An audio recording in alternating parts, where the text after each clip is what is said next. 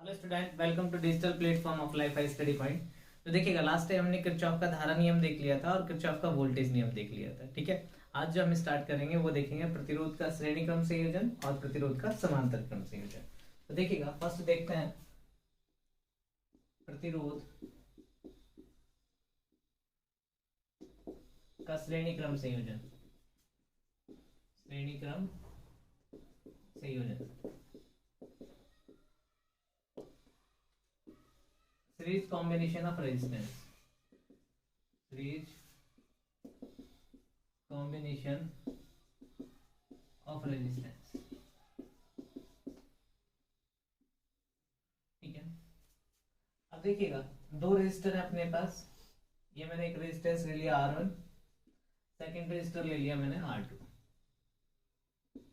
ठीक है, ये इसका फर्स्ट पॉइंट है, ये इसका फर्स्ट सेकंड पॉइंट है, ये इसका फर्स्ट पॉइंट, ये इसका सेकंड, और यहां मैंने एक ले लिया ईएमएफ सोर्स।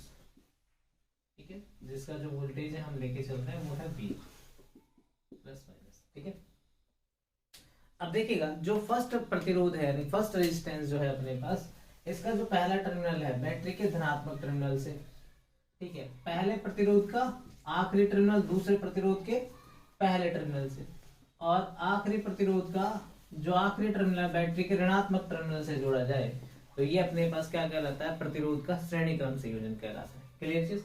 अब देखिए, ये क्लोज सर्किट होगा यानी बंद परिपथ से क्या बहती है? धारा। तो देखिए, यहाँ अपने पास धारा, ये करंट आई फ्लो होगी। ठीक है, अब देखिएगा, इसके बाद क्या है? जैसे ये करंट अपने पास किस में जाएगी? प्रतिरोध में जाएगी। ठीक है, तो यहाँ क्या होगा? ड्रॉप होगा, वोल्टेज ड्रॉप। तो ये क्या हो गया? प्लस माइनस, ये वोल्टेज ड्रॉप ले लिया मैंने V। फिर करंट यहाँ पर गई, फिर यहाँ क्या होगा? ड्रॉप होगा, और इस ड्रॉप को ले लिया मैंने V2। क्लियर चीज? ठीक है, और ये करंट क्या आ गई? आई। ठीक है, तो प्रतिरोध का श्रेणी क्रम संयोजन क्या है? तो पहली बात तो ये देखिएगा, जब प्रथम प्रतिरोध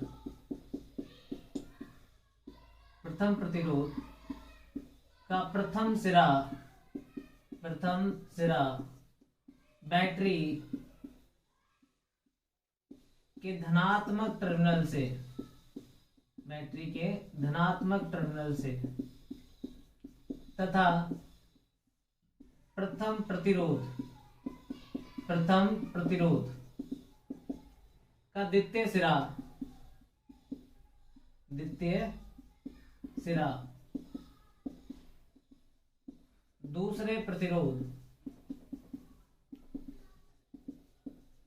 प्रतिरोध के प्रथम सिरे से तथा अंतिम प्रतिरोध का अंतिम सिरा बैटरी के ऋणात्मक टर्मिनल से जोड़ा जाए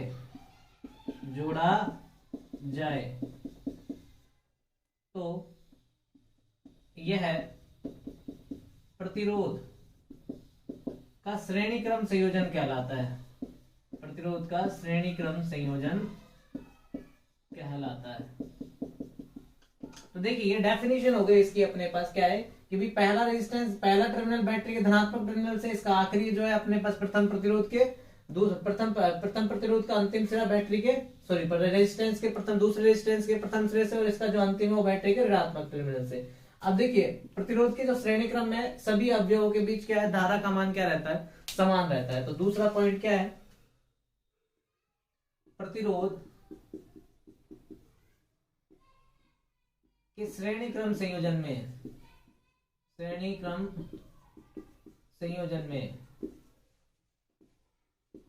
धारा का मान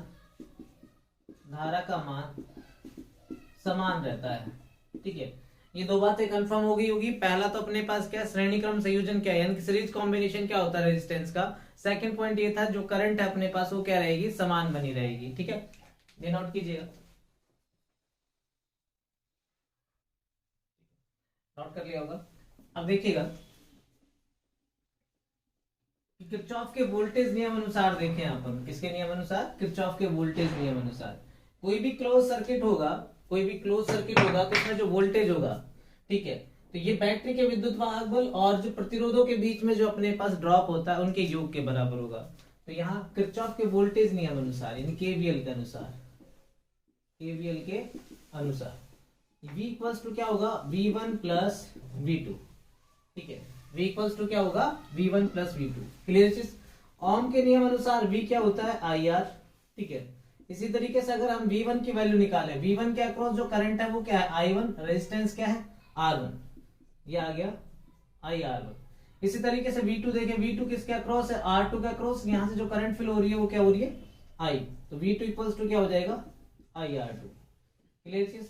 इसको इक्वेशन नंबर फर्स्ट माना जाए, इसको इक्वेशन नंबर 2 माना जाए, तो समीकरण यानी इक्वेशन नंबर फर्स्ट और सेकंड से, समीकरण 1 व 2 से मान रख दीजिए। तो V का जो वैल्यू है, V का वैल्यू क्या है अपने पास, IR, V1 का वैल्यू क्या है, IR1, V2 का वैल्यू क्या है, IR2, ठीक है। यहां से I कॉमन आ जाएगा सब में, तो R इक्वल्स टू क्या आ जाएगा, R1 प्लस R2। अब देखिए ये जो है अपने पास दो रेजिस्टेंस के लिए यूज किया गया था, ठीक है। अगर अपने पास n रेजिस्टेंस होते यानी कि n प्रतिरोध को किस में जोड़ा जाए, श्रेणी क्रम में, n प्रतिरोध को श्रेणी क्रम में जोड़ा गया हो, तो यहां क्या हो जाएगा, R equals to R1 plus R2 plus R3 plus and so on plus RN। Clear चीज। अब आप लोगों को मालूम है कि जो चालकत्व होता है, कंडक्टेंस, G इक्वल्स टू क्या होता है, 1/R, और यदि यहां से R की वैल्यू निकाली जाए तो ये क्या हो जाएगा, 1/G। अगर इस फॉर्मूले को कंडक्टेंस के टर्म में लिखा जाए तो ये क्या हो जाएगा, 1/G equals to 1/G1, 1/G2, 1/G3 and so on 1/Gn। ये जरूरी नहीं है, अगर आपको कंडक्टेंस दे रखा हो तो भी आप आसानी से निकाल सकते हैं कि रेजिस्टेंस क्या होगा। क्लियर चीज। उसका उल्टा कर दीजिएगा, नोट कीजिएगा।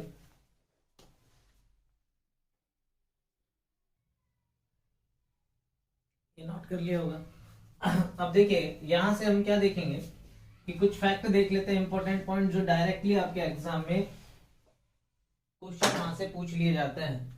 अब देखिए अगर मान लीजिए ये रेजिस्टेंस मेरे पास 5 ओम का है और ये रेजिस्टेंस मेरे पास 6 ओम का है, अगर इनका टोटल करेंगे R, तो 5 प्लस 6 कितना आ गया, 11 ओम, ठीक है, 11 ओम आ गया, ठीक है। अब ये जो 11 है वो 5 से भी ज्यादा है और 6 से भी ज्यादा है, तो यहां से ये बात कंफर्म हो जाती है कि जो तुल्य प्रतिरोध होगा यानी इक्विवेलेंट रेजिस्टेंस आएगा श्रेणी क्रम में, हमेशा जो इंडिविजुअल यानी व्यक्तिगत जो प्रतिरोध होंगे उनके मान से अधिक प्राप्त होगा।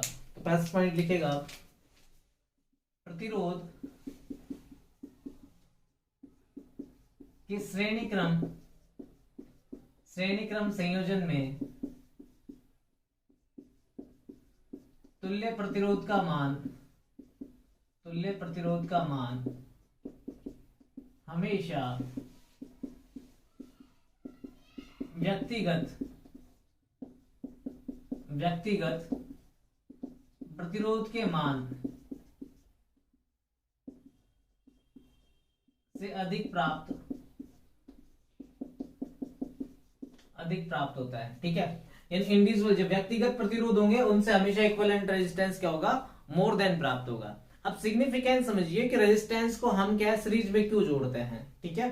अब मान लिए कि कोई भी सर्किट है अपने पास, वहां से अगर मुझे करंट निकाल लिए V/R, ठीक है, तो रेजिस्टेंस जब अपने पास इंक्रीज होगा तो करंट डिक्रीज होगा। यानी कि जब हमें कॉम्बिनेशन ऐसा प्रीफर करना हो जहां करंट की वैल्यू अपन को क्या करनी हो, कम करनी हो, तो हम क्या करेंगे, इनको किस में जोड़ेंगे, सीरीज में जोड़ेंगे। तो अगर आपसे ये पूछा जाए कि भाई धारा का मान अगर आपको क्रम कम प्राप्त करना है तो इन्हें किस क्रम में जोड़ना चाहिए, प्रतिरोधों को श्रेणी क्रम में, ठीक है। अब देखिएगा धारा का मान जो कम होगा वो कम होने के बाद सभी प्रतिरोधों में क्या रहेगा, समान रहेगा। आप ये सोचते हो धारा का मान तो समान रहेगा, अरे जो कम हो जाएगा वो सभी में समान। जैसे मान लीजिए ये मेरे पास 5 एम्पियर है, तो अब क्या होगा, सब में 5 एम्पियर, अब ये घटकर 2 एम्पियर हो गया, तो सब में क्या रहेगा, 2 एम्पियर, तो ये 2 एम्पियर सबके लिए समान तो रहेगा। क्लियर चीज। तो धारा का मान कम प्राप्त करने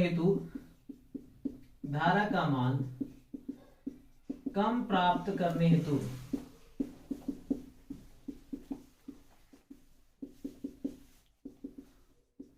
प्रतिरोधों को श्रेणी क्रम में जोड़ा जाता है। ठीक है, क्लियर चीज। अब सेकंड देखिएगा, वोल्टेज ड्रॉप की बात करें, किसकी बात करें, वोल्टेज ड्रॉप की। ठीक है, मान लीजिए यहाँ मेरे पास ये वोल्टेज ड्रॉप V1 है, इसके अक्रॉस वोल्टेज ड्रॉप क्या है, V2। क्लियर, ठीक है। ये बैटरी मेरे पास कितने की है, 22 वोल्ट की है। ठीक है, तो यहां से मैं करंट निकालूं I, तो ये क्या होगा, 22, दोनों का इक्विवेलेंट निकाला, वो कितना आ गया, 11। तो करंट कितना है, 2 एम्पियर। अब देखिए 2 एम्पियर इसके अक्रॉस जाएगा तो V1 की वैल्यू क्या होगी, I का मान कितना है, 2, ये कितना है, 5, तो ये कितना आ गया, 10 वोल्ट। ठीक है, क्लियर चीज। अगर यहाँ V2 देखें तो V2 क्या होगा, 2 × 6, ये कितना आ गया, 12 वोल्ट। ठीक है, 10 और 12 जोड़ेंगे तो अपने पास कितना आ गया, 22, और ये 22 के बराबर है। ठीक है, तो यहाँ किरचॉफ का वोल्टेज नियम जो है वो सेटिस्फाई होता है। ठीक है, जितना अपने पास ईएमएफ था उतना ही क्या हुआ है, ड्रॉप हुआ है। लेकिन यहाँ देखिएगा कि दोनों रेजिस्टेंस में अगर आपसे ये पूछा जाए कि वोल्टेज यानी कि विभव पतन किसके अक्रॉस ज्यादा होगा, तो वोल्टेज ड्रॉप जो प्रतिरोध की वैल्यू यानी श्रेणी क्रम में जिस प्रतिरोध का मान ज्यादा होता है उसके अक्रॉस क्या होगा, वोल्टेज ड्रॉप ज्यादा होगा। ठीक है, अब दोनों में से ज्यादा कौन सा था, R2, तो R2 के अक्रॉस क्या हुआ, ज्यादा, तो 12 वोल्ट ज्यादा है या नहीं है 10 से। तो ये कंफर्म हो जाता है यहाँ से, प्रतिरोध के श्रेणी क्रम संयोजन में जिस प्रतिरोध का मान अधिक होता है उसके मध्य वोल्टेज ड्रॉप अधिक होता है। लिखिएगा पॉइंट, प्रतिरोध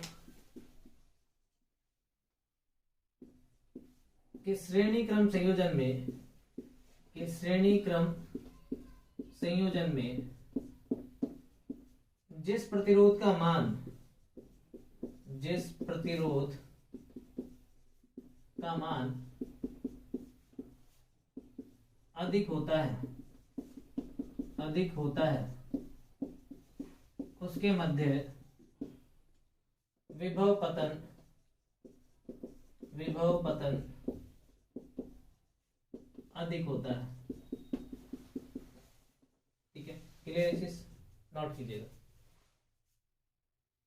ठीक है, नोट कर लिया होगा ये आपने।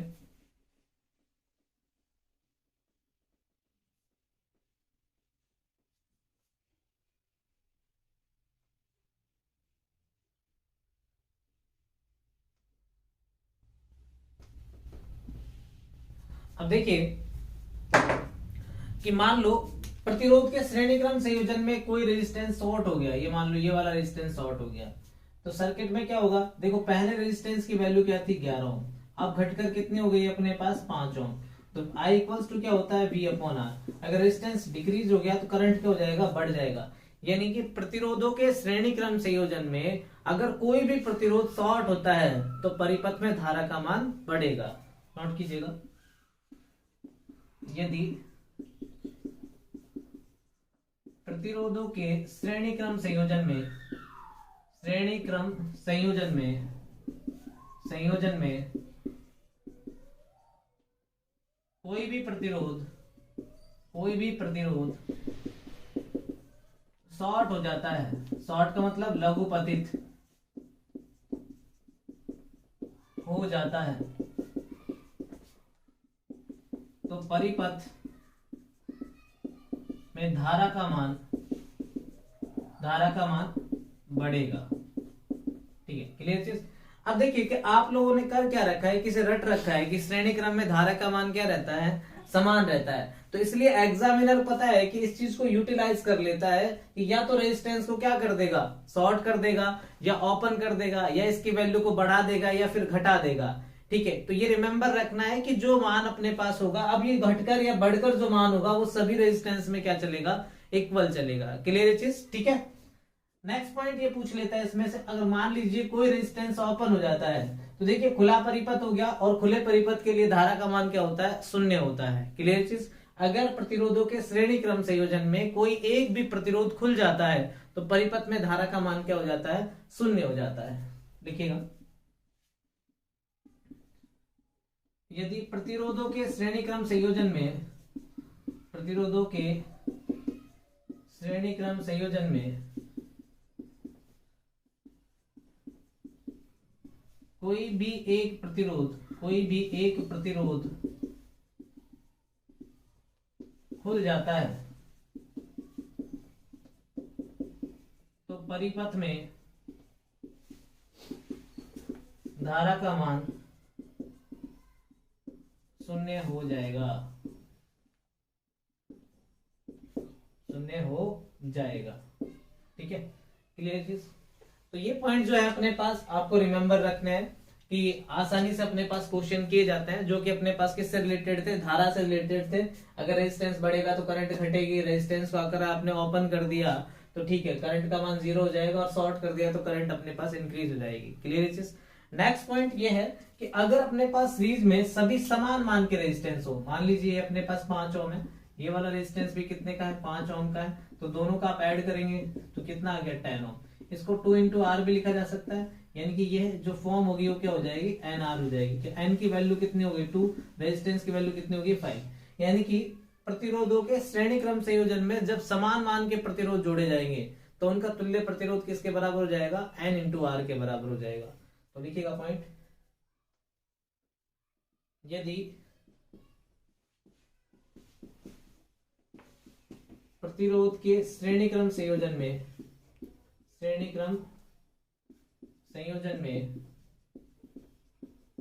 आर समान मान के एन प्रतिरोध जोड़े गए हैं तो इनका तुल्य प्रतिरोध आर डैश एन आर के बराबर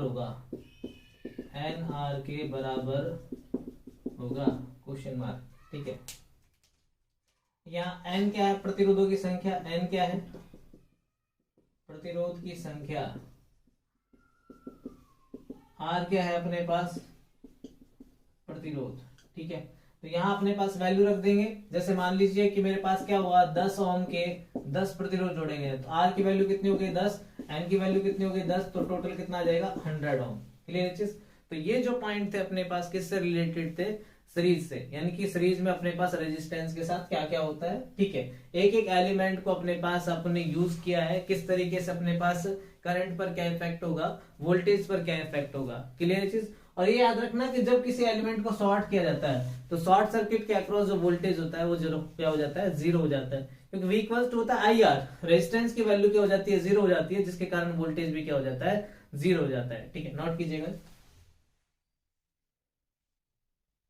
तो देखिएगा ये था प्रतिरोधों का श्रेणी क्रम संयोजन। अब इससे रिलेटेड क्वेश्चन देखते हैं। ठीक है,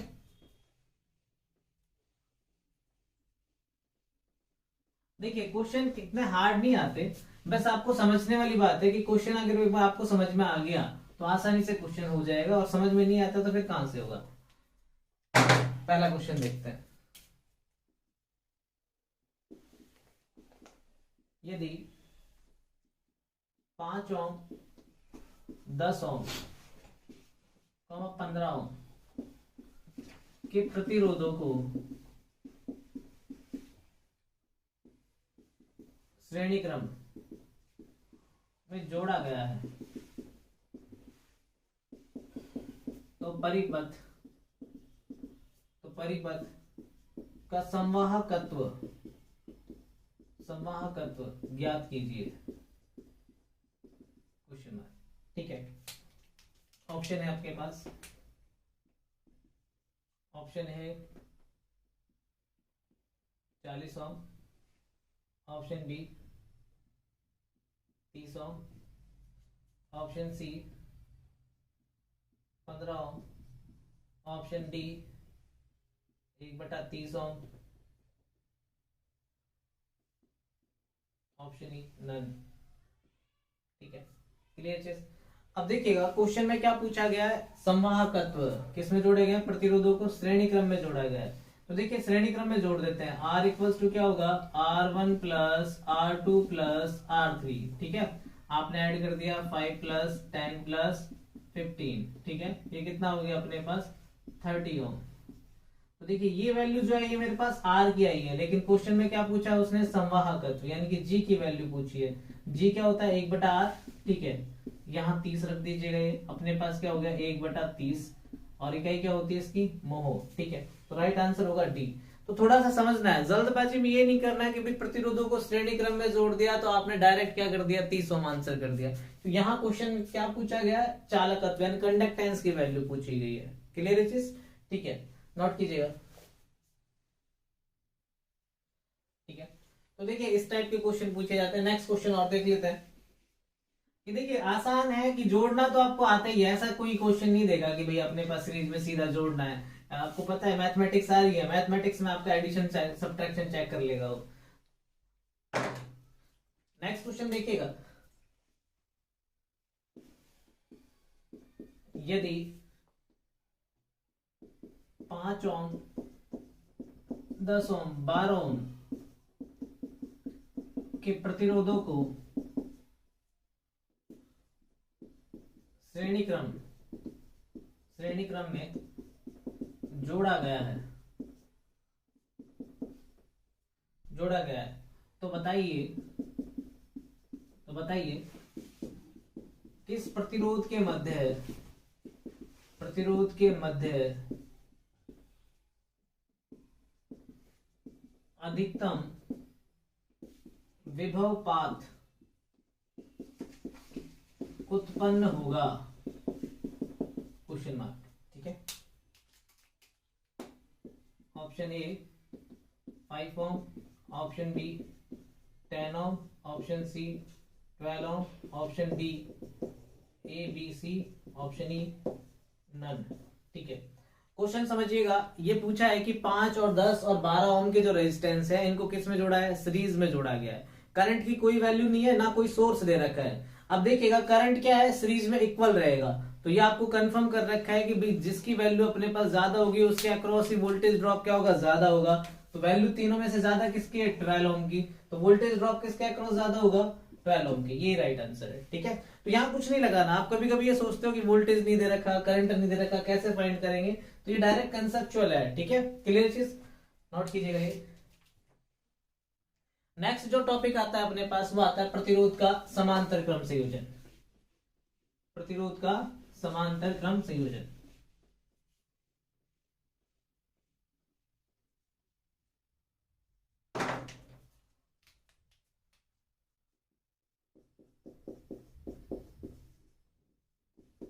प्रतिरोध का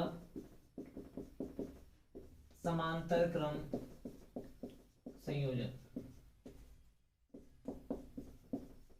पैरेलल कॉम्बिनेशन ऑफ रेजिस्टेंस।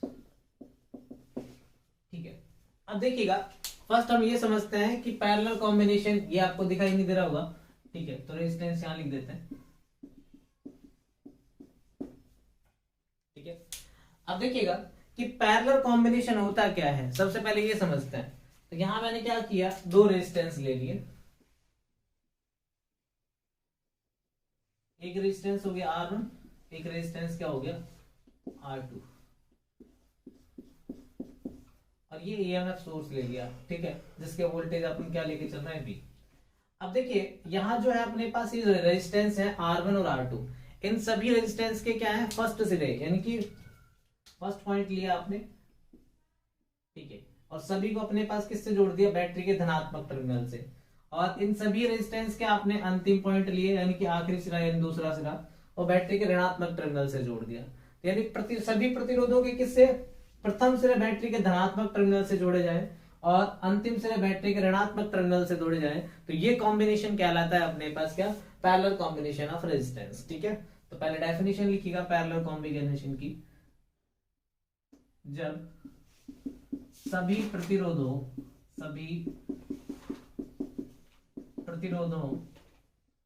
के प्रथम सिरे बैटरी के धनात्मक टर्मिनल से तथा सभी प्रतिरोधों के अंतिम सिरे बैटरी के ऋणात्मक टर्मिनल से जोड़े जाएं, तो यह प्रतिरोधों का समांतर क्रम संयोजन कहलाता है। ठीक है, तो जो फर्स्ट है, जो ये अपने पास डेफिनेशन होगी, यानी कि अपने पास क्या है कि जो फर्स्ट पॉइंट है अपने पास रेजिस्टेंस का, अगर वो अपने पास किससे कनेक्ट हो जाए, बैटरी के पॉजिटिव टर्मिनल से, और सेकंड टर्मिनल सभी रेजिस्टेंस के किससे कनेक्ट हो, नेगेटिव टर्मिनल से बैटरी के, तो ये क्या कहलाता है, प्रतिरोध का समांतर क्रम संयोजन कहलाता है। क्लियर चीज, ठीक है। अब देखिएगा इस पोटेंशियल पर जो वोल्टेज है और यहाँ पर पोटेंशियल, तो इन पॉइंट पर पोटेंशियल क्या है, V, तो यहाँ भी जो ड्रॉप आएगा वो क्या आ जाएगा, V, और यहाँ भी जो ड्रॉप आएगा वो भी क्या आ जाएगा, V। तो ये सभी किस में कनेक्ट हुए हैं, पैरेलल में, तो वोल्टेज क्या रहेगा, समान रहेगा। तो प्रतिरोधों के समांतर क्रम संयोजन में क्या होता है, वोल्टेज का मान समान रहता है। तो सेकंड पॉइंट लिखेगा, प्रतिरोधों के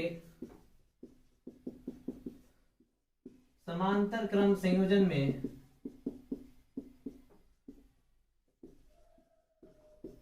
प्रतिरोधों के समांतर क्रम संयोजन में वोल्टेज का मान समान रहता है। ठीक है, क्लियर चीज। अब देखिएगा कि किरचॉफ का जो धारा नियम कहता है कि देखिए यहां से जो करंट फ्लो होगी वो आई, ये टू पार्ट्स में डिवाइड हो जाएगी, ये हो गया I1 और ये हो गया I2, ये मेरे पास आई। ठीक है, किरचॉफ का धारा नियम कहता है किसी भी संधि बिंदु पर आने वाली धारा तथा जाने वाली धारा का बीजगणितीय योग किसके बराबर होता है, शून्य के बराबर। तो इस पॉइंट पर जो अपने पास इनकमिंग करंट है, जो आने वाली वो I है और जाने वाली क्या है, I1 और I2 है। ठीक है, तो किरचॉफ के धारा नियम अनुसार लिखें, केसीएल के अनुसार। ठीक है, तो हमारे पास क्या होगा, I इक्वल्स टू क्या होगा, I1 प्लस I2। क्लियर चीज, I1 प्लस I2। ओम के नियम अनुसार देखें हम I कैसे निकालते हैं, I इक्वल्स टू क्या होता है, V अपॉन R। इसी तरीके से I1 निकालें तो इस क्या करो, जो वोल्टेज ड्रॉप है V है, रेजिस्टेंस क्या है R1, I1 होगा V अपॉन R1। इसी तरीके से मैं V2 निकालूं, I2 निकालूं तो ये क्या होगा, V अपॉन R2। इसको इक्वेशन नंबर फर्स्ट मान ले, इसको इक्वेशन नंबर क्या मान ले, सेकंड। तो यहां से अपने पास क्या है, इक्वेशन नंबर फर्स्ट से जो हम वैल्यू रख देंगे, I1, जो I1 की वैल्यू, I की वैल्यू क्या है, वो क्या है, V अपॉन R, I1 की क्या है, V अपॉन R1, और I2 की क्या है, V अपॉन R2। तो ये वैल्यू पुट कर देते हैं, तो ये अपने पास क्या होगा, V upon R equals to V upon R1 plus V upon R2। अब देखिएगा यहाँ सभी पर क्या है, पोटेंशियल सेम है, वोल्टेज इक्वल है, तो ये अपने पास जो इक्वलेंट आ जाएगा वो क्या आ जाएगा, 1 upon R equals to 1 upon R1 plus 1 upon R2। ठीक है, इतना नोट कीजिएगा। तो देखिएगा आपने ये नोट कर लिया होगा, अपने पास ये है कि दो रेजिस्टेंस के लिए तो हमने नोट कर लिया कि दो रेजिस्टेंस के लिए जो अपने पास पैरेलल कॉम्बिनेशन जो होगा वो क्या होगा, 1 upon R equals to 1 upon R1 plus 1 upon R2। ठीक है, क्लियर चीज। अब देखिए यहाँ इसका लघुत्तम लिया जाए, ठीक है, लघुत्तम क्या आ गया, R1 R2, एलसीएम दिया है आपने। अब यहाँ डिवाइड करोगे तो ये क्या आ जाएगा, भी R2 आएगा, R2 को 1 से मल्टीप्लाई करना है, सिमिलरली यहाँ पर R2 डिवाइड हो जाएगा, R1 आ जाएगा। अब मुझे R की वैल्यू चाहिए तो क्या आ जाएगा, उल्टा कर दीजिए इसका, R1 R2 divided by R1 plus R2। तो दो रेजिस्टेंस के लिए जब भी आप निकालोगे, दो प्रतिरोधों का समांतर क्रम निकालोगे, तो आपको क्या करना है, दोनों को गुणा करना है और दोनों के जोड़ का भाग देना है। ये तो दो रेजिस्टेंस के लिए है। ठीक है, और यदि हम अपने पास कॉम्बिनेशन देखें n रेजिस्टेंस के लिए, n प्रतिरोध किस में जोड़े जाए, समांतर क्रम में, n प्रतिरोधों को जब समांतर क्रम में जोड़ा जाए, समांतर क्रम में जोड़ा जाए,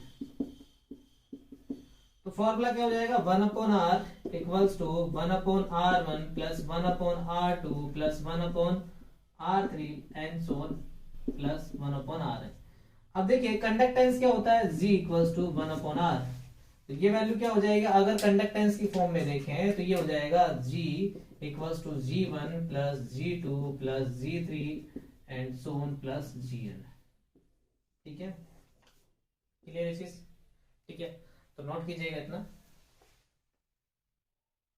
ठीक है, अब देखिए कि ये तो जस्ट अपने पास बातें हो गई कि फैक्ट हो गया। अब यहां से क्वेश्चन कैसे बनते हैं, हर चीज को समझना है हमें। कि एग्जांपल ले लेते हैं हमारे पास, कि मान लीजिए कि ये रेजिस्टेंस मेरे पास जो R1 है, ये रेजिस्टेंस मेरे पास कितने का है, 10 ओम का है, और ये रेजिस्टेंस मेरे पास कितने का है, 30 ओम का है। ठीक है, क्लियर चीज। अब इनका जो पैरेलल कॉम्बिनेशन निकालेंगे R, तो ठीक है, फॉर्मूला ये रहा, दोनों को मल्टीप्लाई कर दीजिए, 10 इंटू 30 डिवाइडेड बाय 40, 0 से 0 कैंसिल आउट आ गई। ठीक है, ये कितना हो गया अपने पास, 2 से काट दीजिए, ये 5 हो गया, ये 2 हो गया, तो ये आ गया 15/2, यानी 7.5 ओम। अब देखिए 7.5 ओम जो रेजिस्टेंस आया वो 10 से भी कम है और 30 से भी कम है, ठीक है, 10 से भी कम है और अपने पास किससे कम है, 30 से भी कम है। तो यहां से ये बात समझ में आती है कि प्रतिरोधों के समांतर क्रम संयोजन में तुल्य प्रतिरोध का मान हमेशा व्यक्तिगत प्रतिरोधों के मान में से जो सबसे छोटा होगा उससे भी कम प्राप्त होगा। ठीक है, बात कंफर्म, तो पॉइंट नोट कीजिएगा ये।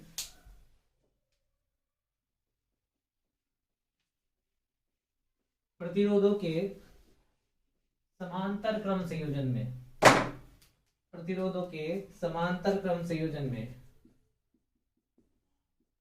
प्रतिरोधों के समांतर क्रम संयोजन में तुल्य प्रतिरोध का मान, तुल्य प्रतिरोध का मान हमेशा समांतर क्रम में समांतर क्रम में जोड़े गए सबसे छोटे प्रतिरोध से भी कम प्राप्त होगा। ठीक है, अब ये देखिएगा, इससे आपको ये हेल्प मिल जाएगी जब आप न्यूमेरिकल करोगे तो रेजिस्टेंस, जैसे आपको बहुत सारे रेजिस्टेंस दे रखे हैं 10, 15, 20, 25, ठीक है, तो आप देखोगे ऑप्शन में जो 10 ओम सबसे छोटा प्रतिरोध कौन सा है, 10 ओम, तो उससे छोटा वाला ऑप्शन ढूंढना। अगर 2 हैं तब कैलकुलेशन करें, अदरवाइज कैलकुलेशन की जरूरत ही नहीं है, 10 ओम से कम वाला ही आंसर होगा। क्लियर चीज, क्योंकि कभी कभी ऐसी कैलकुलेशन देता है तो अपने पास वो होती नहीं है, तो डायरेक्ट अपने पास किससे हो जाता है, इस वाले पॉइंट से हो जाता है। सेकंड, करंट की बात करें, इसमें करंट I1 था, इसमें करंट I2 था, तो I1 की वैल्यू निकाले तो V/R1, I2 की निकालेंगे तो V/R2। अब देखिएगा दोनों में से जो रेजिस्टेंस है, जिस रेजिस्टेंस की वैल्यू ज्यादा होगी, तो यहाँ 30 ओम वाला ज्यादा है तो इसमें करंट क्या आएगा, कम आएगा। 10 ओम वाला अपने पास क्या है, कम है, तो इसमें करंट ज्यादा आएगा। तो यानी कि ये बात कंफर्म हो गई है कि प्रतिरोध के समांतर क्रम संयोजन में जिस प्रतिरोध का मान कम होगा उसमें धारा अधिकतम होगी, और जिस प्रतिरोध का मान अधिक होगा उसमें धारा कम होगी। तो पॉइंट लिखिएगा, प्रतिरोधों के समांतर क्रम संयोजन में जिस प्रतिरोध का मान सबसे कम होगा उसमें धारा अधिकतम तथा जिस प्रतिरोध में धारा अधिकतम तथा जिस प्रतिरोध का मान सबसे अधिक होगा उसमें धारा न्यूनतम होगी। ठीक है, ये पॉइंट नोट करना है, नोट कीजिएगा। ठीक है, अब देखिए मान लो अपने पास क्या है कि इसमें कोई शॉर्ट हो जाता है, ठीक है, शॉर्ट हो जाता है। अब देखिए ये रेजिस्टेंस मेरे पास क्या हो जाता है, शॉर्ट हो जाता है, तो देखिएगा कि शॉर्ट होने का मतलब क्या है, रेजिस्टेंस क्या हो गया, 0, तो यहाँ अपने पास क्या होगा, इसमें कोई धारा नहीं जाएगी, सारी धारा इससे जाएगी। ठीक है, तो अगर समांतर क्रम संयोजन में अगर कोई भी रेजिस्टेंस अपने पास शॉर्ट हो जाता है तो परिपथ में जो धारा प्रवाहित होगी वो क्या होगी, अनंत धारा प्रवाहित होगी। क्यों, 0 से कम कोई प्रतिरोध हो सकता है कि जो संपूर्ण प्रतिरोध होगा उसका वो क्या हो जाएगा, 0, यहाँ कोई करंट ही नहीं जाएगा। ठीक है, तो लिखिएगा, यदि प्रतिरोधों के समांतर क्रम संयोजन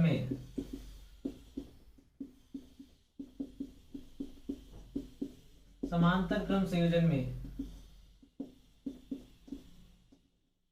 धारा अनंत हो जाएगी यदि कोई एक भी प्रतिरोध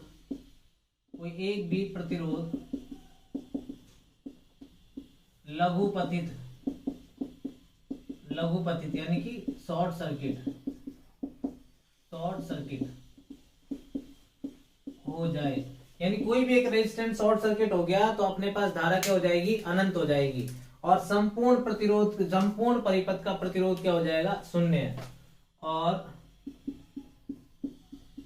संपूर्ण परिपथ का प्रतिरोध शून्य हो जाएगा। ठीक है, क्लियर चीज?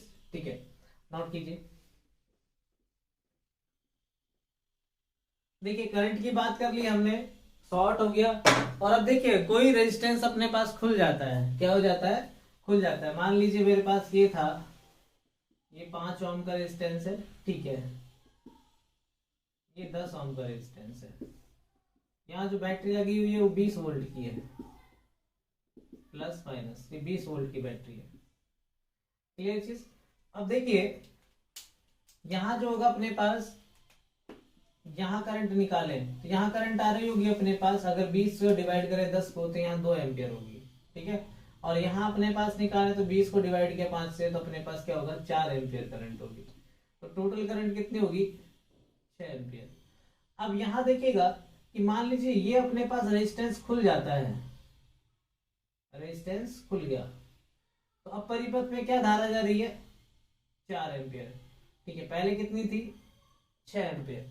तो यहां देखिएगा कि अगर अपने पास कोई भी परिपथ जो है समांतर क्रम में जोड़े गए तो कोई रेजिस्टेंस खुल जाता है, तो परिपथ में धारा का मान क्या होगा? घटेगा। क्या होगा? घटेगा। लेकिन यदि अवयव की बात करें, अवयव की बात करें किसकी? अगर रेजिस्टेंस की, अगर ये पूछ ले तो 5 ओम के मध्य धारा पर क्या प्रभाव पड़ा? ये तो फिर भी 4 एम्पियर रही ना।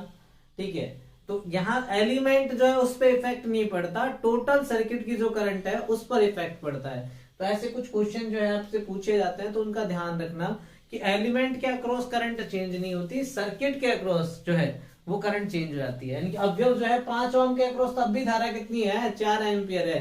लेकिन सर्किट से अपने पास जो करंट है अपने पास क्या है? यहाँ तो चेंज नहीं हुई, सर्किट से पहले 6 एम्पियर करंट ली जा रही थी, अब कितनी हो गई है? अब अपने पास जो ली जा रही है वो कितनी? 4 एम्पियर। ठीक है, क्लियर चीज? ठीक है, अब देखिए पैरेलल में अपने पास कोई इफेक्ट नहीं पड़ता एलिमेंट के अक्रॉस, तो ये थोड़ा सा आपको ध्यान रखना है। तो ये जो था अपने पास क्या है? अगर रेजिस्टेंस को खोल दें उस सिचुएशन में, ठीक है, तो देखिएगा प्रतिरोधों के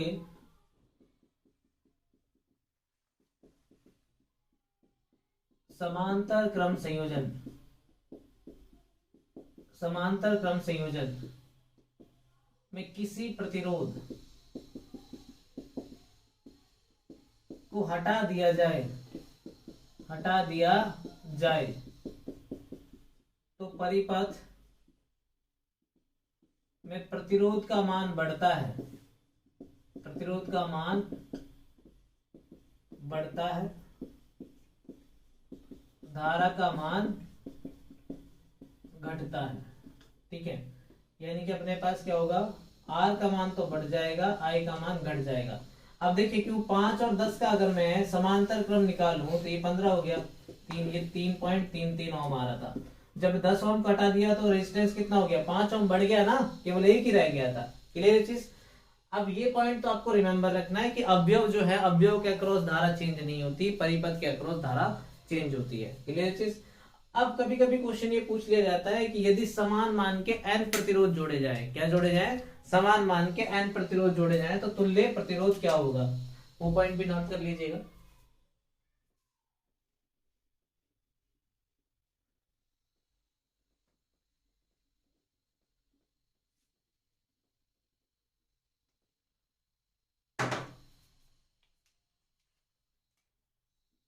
क्वेश्चन, क्वेश्चन ये पॉइंट लिखना है, यदि R समान मान के n प्रतिरोध, n प्रतिरोध समांतर क्रम में जोड़े गए हैं, जोड़े गए हैं, तो इनका तुल्य प्रतिरोध R डैश बराबर R बटा N होगा, R बटा N होगा। ठीक है, अब देखिए क्वेश्चन कैसे पूछे जाते हैं एग्जाम में आपसे पैरेलल कॉम्बिनेशन में। पैरेलल का फिर भी अपने पास आ जाता है क्वेश्चन। देखिएगा कि मान लीजिए 10 ओम 15 ओम के प्रतिरोधों को समांतर क्रम में जोड़ा गया है, समांतर क्रम में जोड़ा गया है।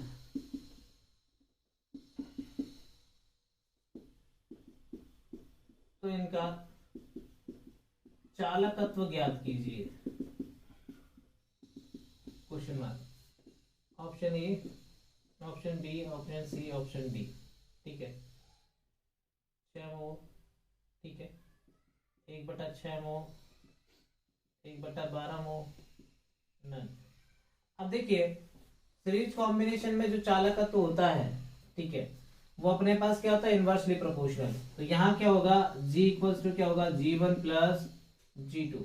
लेकिन वैल्यू किसकी दे रखी है आपको, रेजिस्टेंस की दे रखी है। किसकी दे रखी है, रेजिस्टेंस की। तो आप क्या करें, सिंपल फॉर्मूला है, पहले R निकाले, 10 × 15, दोनों को मल्टीप्लाई करना है, दोनों को ऐड करना है। ये 3 बार कट गया, ये 5 बार, ये 2 बार, कितना आ गया, 6 ओम। G निकालना है तो क्या होगा, 1/R, ये क्या आ जाएगा, 1/6 मोह। तो राइट आंसर क्या हो जाएगा, बी।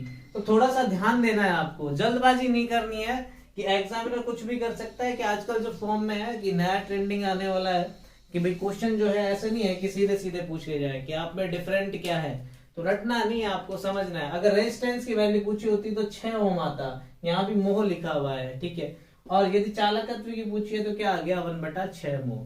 क्लियर है चीज, ठीक है, नोट कीजिएगा। तो ये इस टाइप के क्वेश्चन पूछे जाते हैं। नेक्स्ट क्वेश्चन देखते हैं अपने पास कि किस टाइप का क्वेश्चन और पूछ सकता है।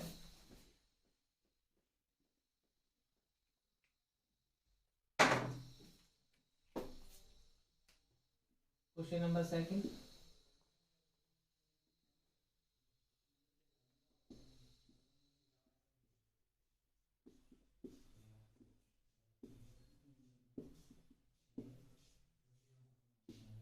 देखिए यहाँ आपको ये परिपथ दे रखा है, आपको क्या निकालना है, ये बिंदु ए है और ये बिंदु बी है, इसके मध्य का रेजिस्टेंस निकालना है, आर ए बी।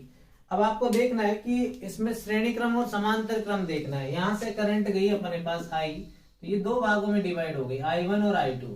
जहां करंट अपने पास विभाजित हो जाएगी वो अपने पास सर्किट किस में होगा, समांतर क्रम में। तो देखिए ये 2 भागों में डिवाइड हो गई, तो ये अपने पास परिपथ किस में होगा, समांतर क्रम में। तो देखिए इसका आर कैसे निकालेंगे, दोनों को मल्टीप्लाई कीजिए, 10 × 15, ठीक है, दोनों को ऐड कर दिया तो 25, ये कितना आ गया, 6 ओम। इस सर्किट को मैं रिप्लेस कर सकता हूँ किससे, दोनों को हटाकर एक 6 ओम का रेजिस्टेंस लगाया जा सकता है। तो ये देखिए ये तो 5 ओम का था, इसको मैंने हटा दिया तो कितना आ गया, 6 ओम का। अब देखिए ये किसमें आ गया, श्रेणी क्रम में, क्योंकि जो धारा जाएगी वो डिवाइड नहीं होगी। तो आर का मान श्रेणी क्रम में क्या होता है, दोनों जुड़ जाते हैं, 5 + 6 कितना हो गया, 11 ओम। तो इस तरीके से आपको परिपथ को सॉल्व करना है कि ज्यादा टिपिकल क्वेश्चन नहीं आता, ठीक है, बहुत आसानी से क्वेश्चन सॉल्व हो जाते हैं। बस आप ये पहचानिए कि श्रेणी क्रम क्या होगा और समांतर क्रम क्या होगा। क्लियर चीज। नेक्स्ट सेक्शन में जो हम देखेंगे अपने पास विद्युत बल्ब देखेंगे। आज के लिए इतना ही, थैंक यू।